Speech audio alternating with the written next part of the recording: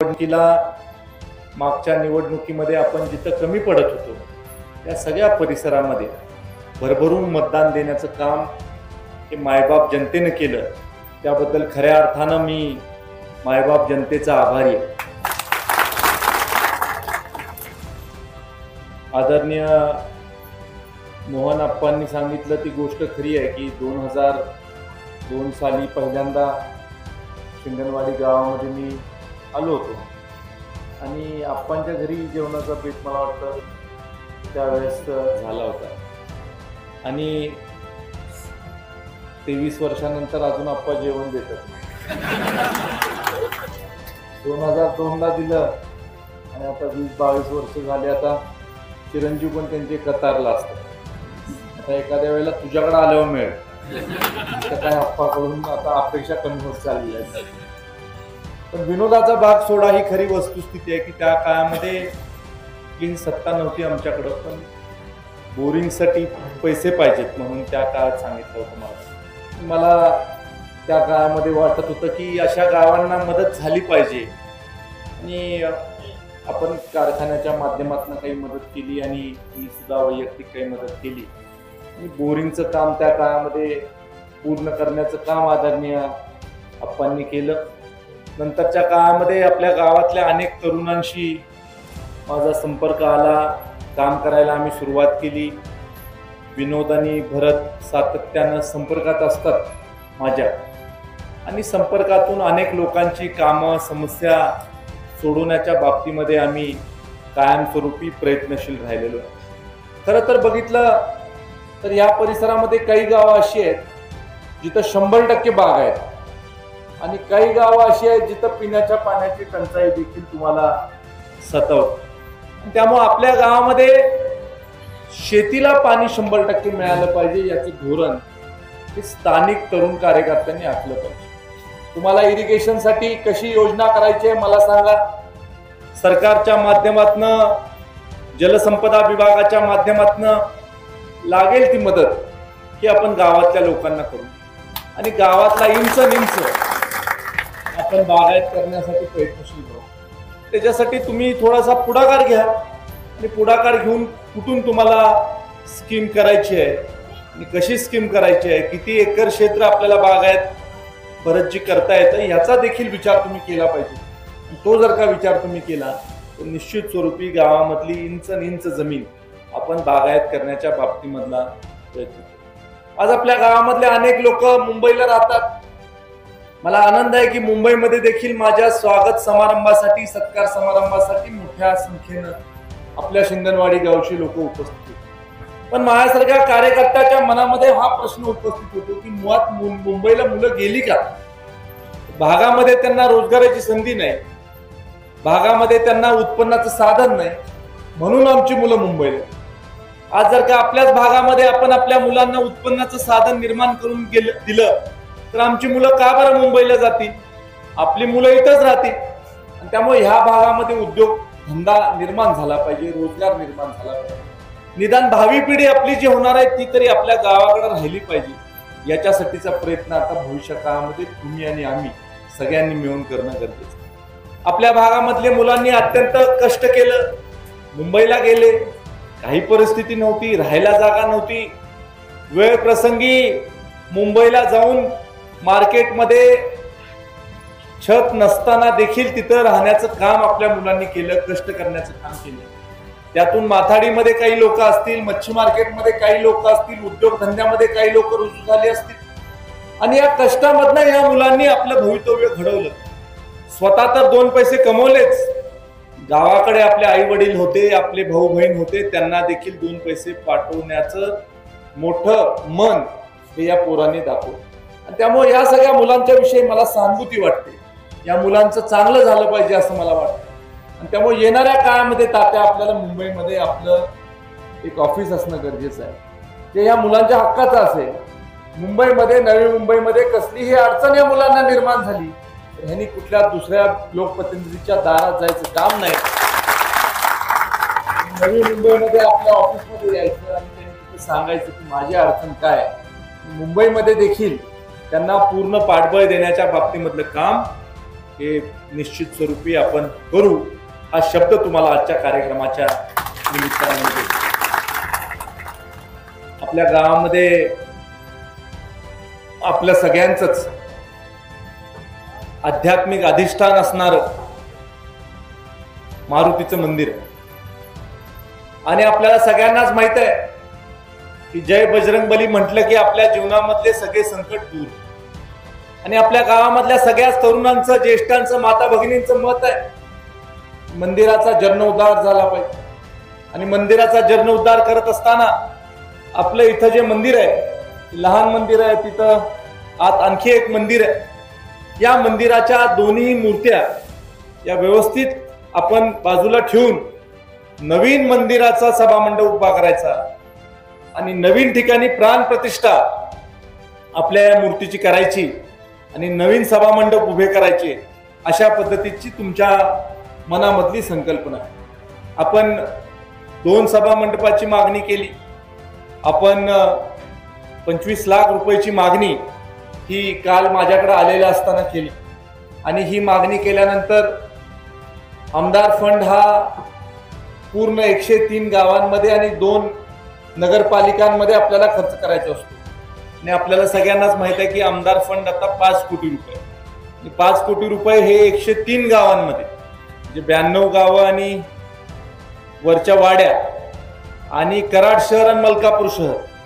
कराड शहराची लोकसंख्या साधारण 70,000, मलकापूर शहराची लोकसंख्या साधारण 40,000. 40% मतदारसंघ हा आपला शहरामध्ये आहे आणि 55-60% मतदारसंघ हा आपला ग्रामीण भागामध्ये. त्यामुळं असा विचार केला तर एकदम इतके पैसे आपल्याला एका ठिकाणी कसे देता येतील ही माझ्या समोरची समस्या होती.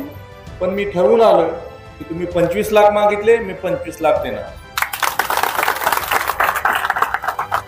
तुम्हाला 10 लाख रुपये आमदार फंडातनं लगेच देतो आणि 25-15चा निधी जो आम्हाला आमदारांना मिळणार त्याच्यामधनं आणखीन 15 लाख, असे 25 लाख रुपये देतो.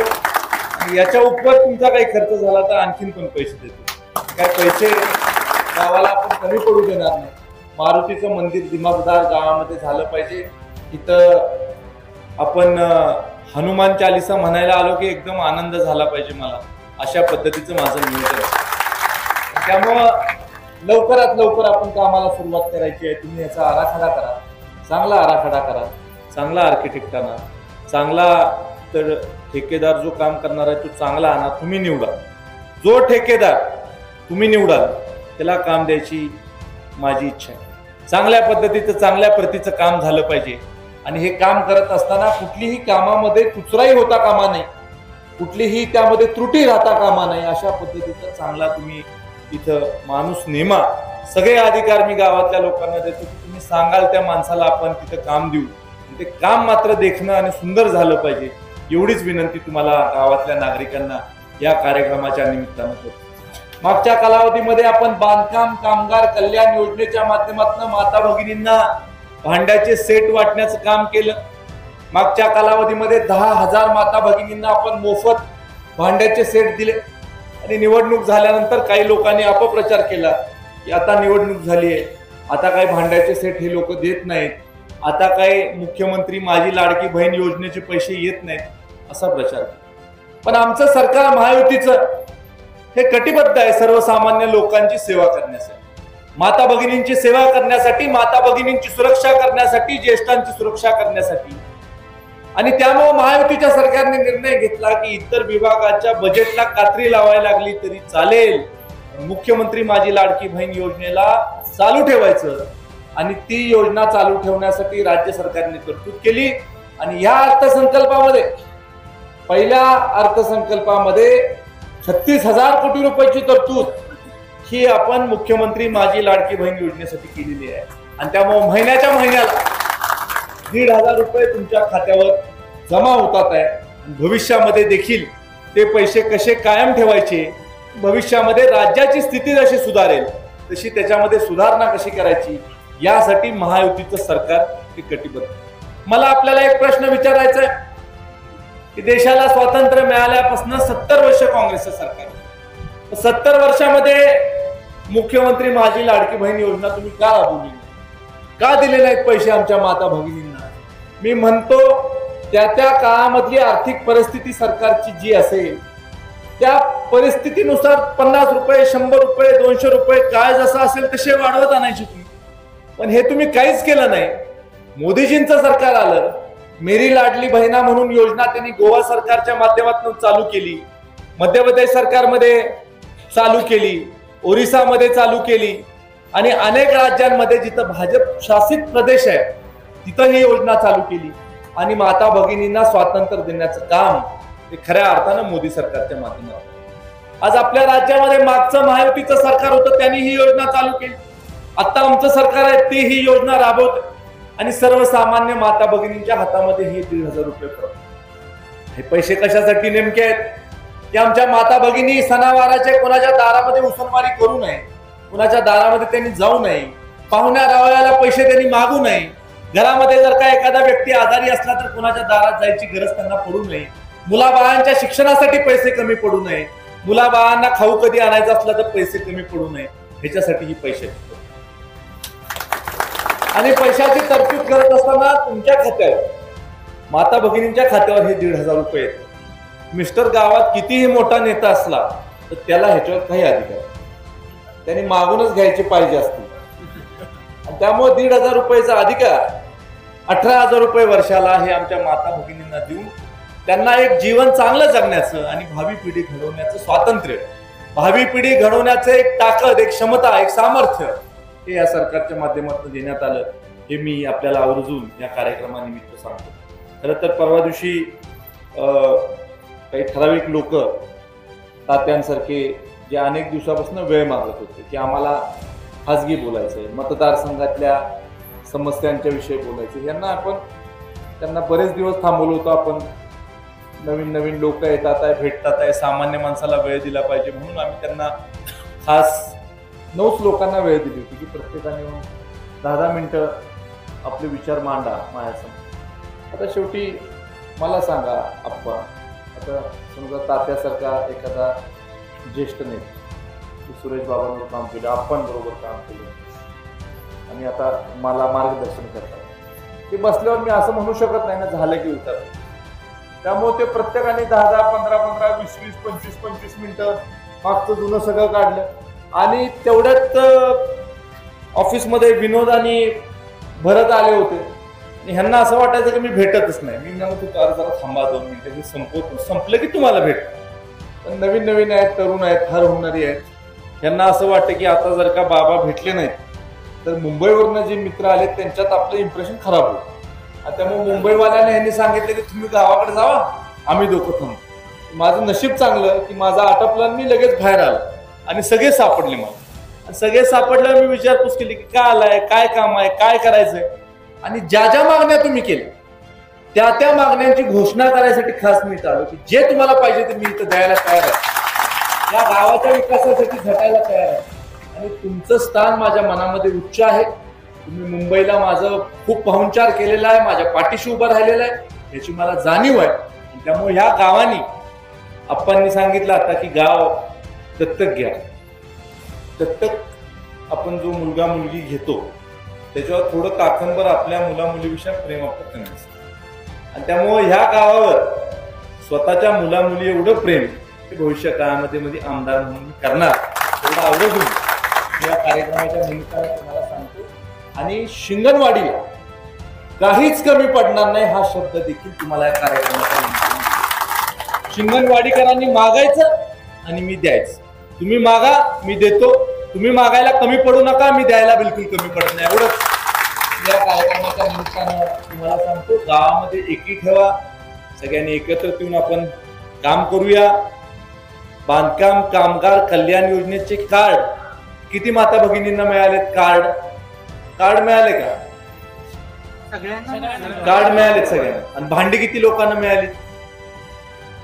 काही लोकांना भांडी मिळाली, काही लोकांना कार्ड मिळाले तर भांडी नाही मिळाली. अशी काही लोक आहेत.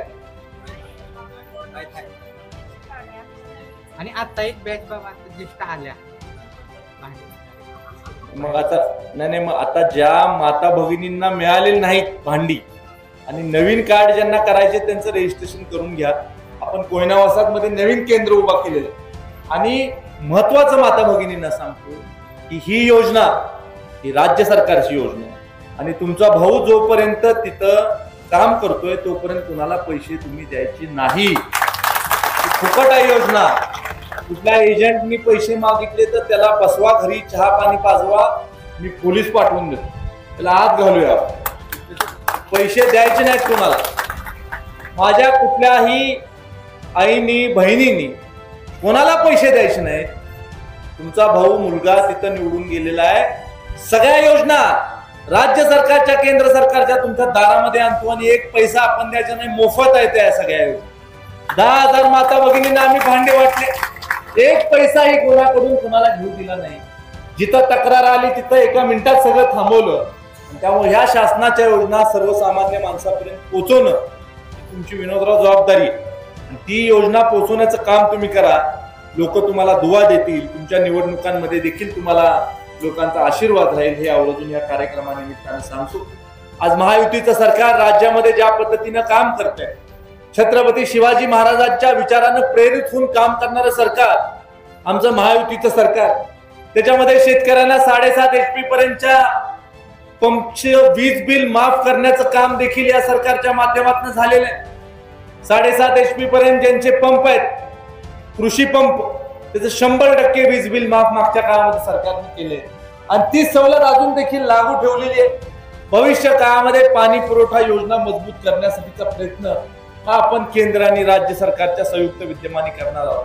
त्याचा फायदा सुद्धा आपल्याला भविष्य काळामध्ये झाल्याशिवाय राहणार. या परिसरामध्ये मागच्या कालावधीमध्ये आपल्याला एक फाउंड्री उभी करायची होती. दुर्दैवाने फाउंड्रीच्या उभारणीला वेळ जास्त लागला.